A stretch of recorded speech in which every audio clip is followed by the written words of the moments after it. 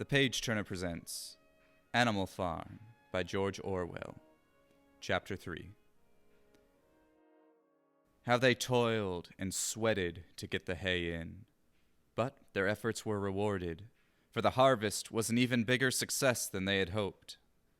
Sometimes the work was hard. The implements had been designed for human beings and not for animals, and it was a great drawback that no animal was able to use any tool that involved standing on his hind legs. But the pigs were so clever that they could think of a way around every difficulty. As for the horses, they knew every inch of the field and, in fact, understood the business of mowing and raking far better than Jones and his men had ever done. The pigs did not actually work, but directed and supervised the others. With their superior knowledge, it was natural that they should assume the leadership. Boxer and Clover would harness themselves to the cutter or the horse rake. No bits or reins were needed in these days, of course, and tramp steadily round and round the field, with a pig walking behind, calling out, "Gee up, comrade," or "Hold back, comrade," as the case may be. And every animal, down to the humblest, worked at turning the hay and gathering it. Even the ducks and hens toiled to and fro all day in the sun, carrying tiny wisps of hay in their beaks. In the end, they finished the harvest in 2 days less time than it had usually taken Jones and his men. Moreover, it was the biggest harvest that the farm had ever seen. There was no wastage whatever. The hens and ducks with their sharp eyes had gathered up the very last stock, and not an animal on the farm had stolen so much as a mouthful. All through that summer, the work of the farm went like clockwork. The animals were happy as they had ever conceived it possible to be. Every mouthful of food was an acute, positive pleasure now that it was truly their own food, produced by themselves and for themselves, not doled out to them by a grudging master. With the worthless, parasitical human beings gone, there was more for everyone to eat. There was more leisure, too, inexperienced though the animals were. They met with many difficulties. For instance, later in the year, when they harvested the corn, they had to tread it out in the ancient style and blow away the chaff with their breath, since the farm possessed no threshing machine. But the pigs, with their cleverness, and Boxer, with his tremendous muscles, always pulled them through. Boxer was the admiration of everybody.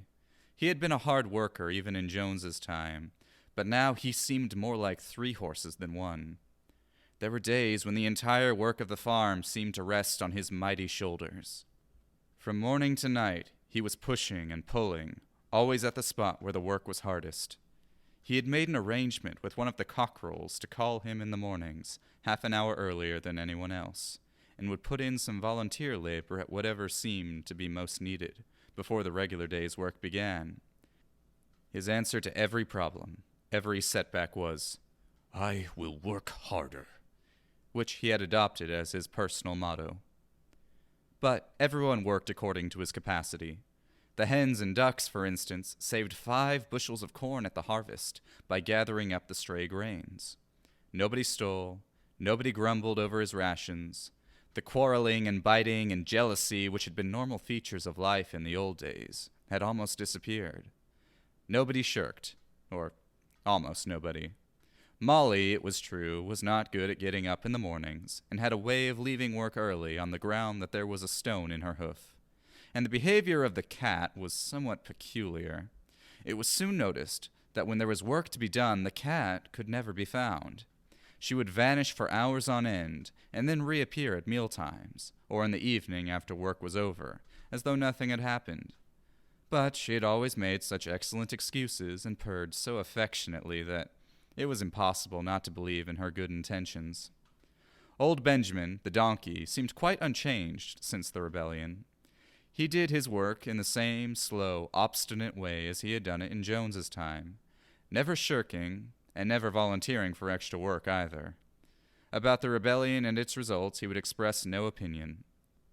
When asked whether he was not happier now that Jones was gone, he would say only, "Donkeys live a long time. None of you has ever seen a dead donkey." And the others had to be content with this cryptic answer. On Sundays, there was no work. Breakfast was an hour later than usual, and after breakfast, there was a ceremony, which was observed every week without fail. First came the hoisting of the flag. Snowball had found in the harness room an old green tablecloth of Mrs. Jones's, and had painted on it a hoof and a horn in white. This was run up the flagstaff in the farmhouse garden every Sunday morning. The flag was green, Snowball explained, to represent the green fields of England, while the hoof and horn signified the future Republic of the Animals, which would arise when the human race had been finally overthrown.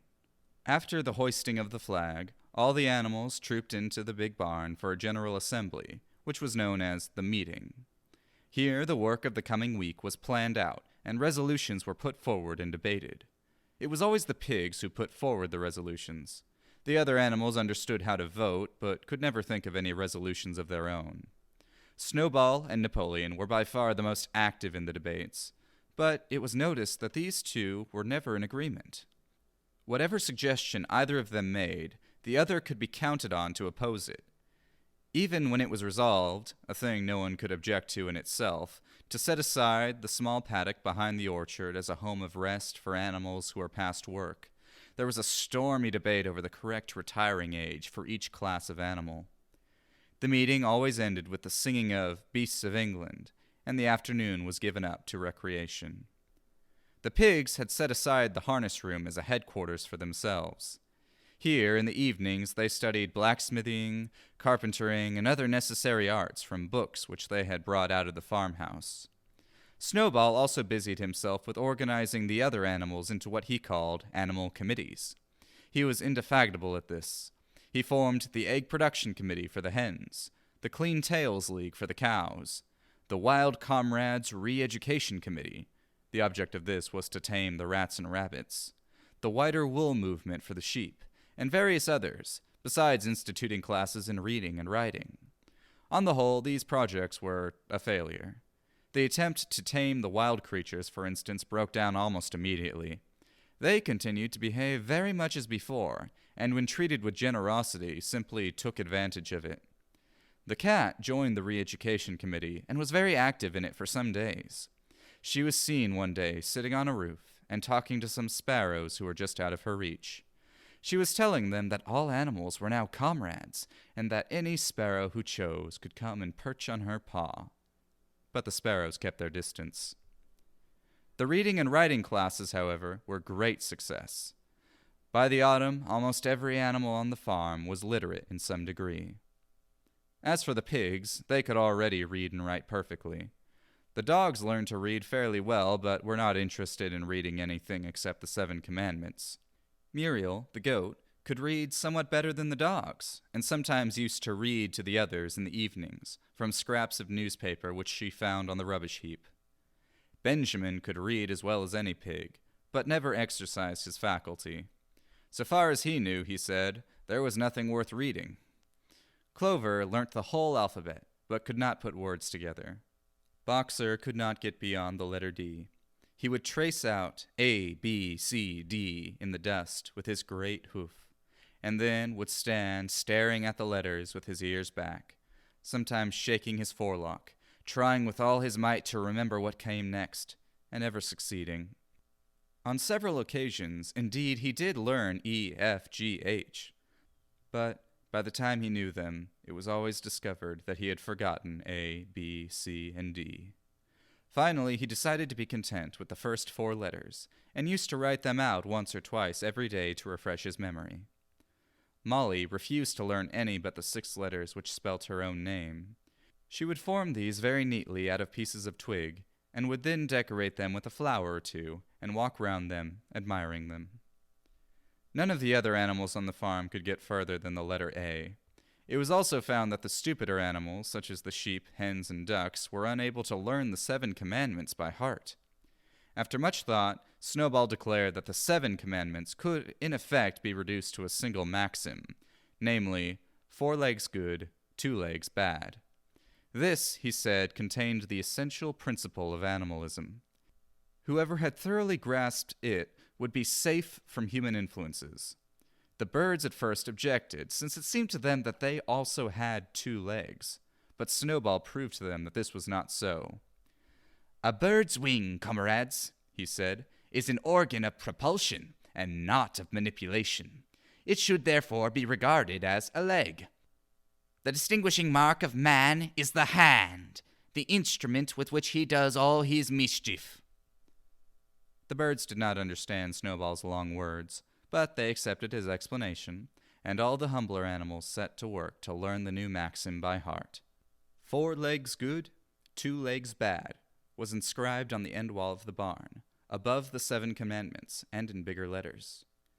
When they had once got it by heart, the sheep developed a great liking for this maxim, and as often as they lay in the field, they would all start bleating, "4 legs good, 2 legs bad, 4 legs good, 2 legs bad," and would keep it up for hours on end, never growing tired of it. Napoleon took no interest in Snowball's committees. He said that the education of the young was more important than anything that could be done for those who were already grown up. It happened that Jessie and Bluebell had both whelped soon after the hay harvest, giving birth between them to 9 sturdy puppies.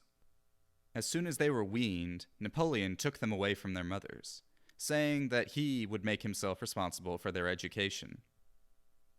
He took them up into a loft, which could only be reached by a ladder from the harness room, and there kept them in such seclusion that the rest of the farm soon forgot their existence.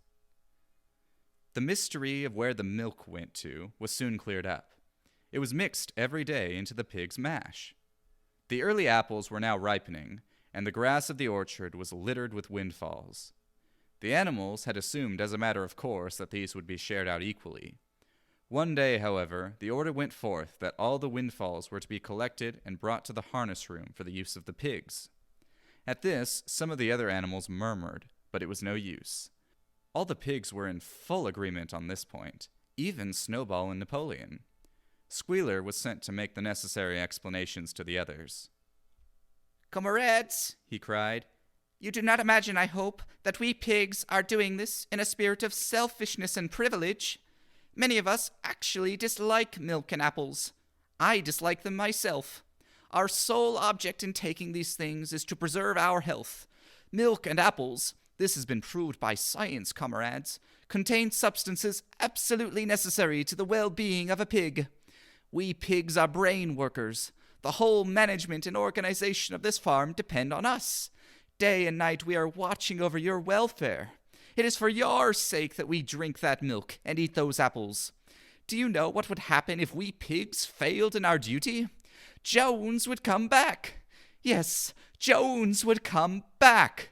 Surely, comrades," cried Squealer, almost pleadingly, skipping from side to side and whisking his tail, "surely there is no one among you who wants to see Jones come back." Now, if there was one thing that the animals were completely certain of, it was that they did not want Jones back. When it was put to them in this light, they had no more to say. The importance of keeping the pigs in good health was all too obvious. So it was agreed without further argument that the milk and the windfall apples, and also the main crop of apples when they ripened, would be reserved for the pigs alone.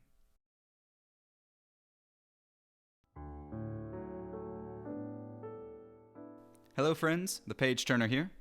It felt good to finally make it back into the story of the residents of Animal Farm, and I hope that you enjoyed Chapter 3 just as much as I enjoyed reading it.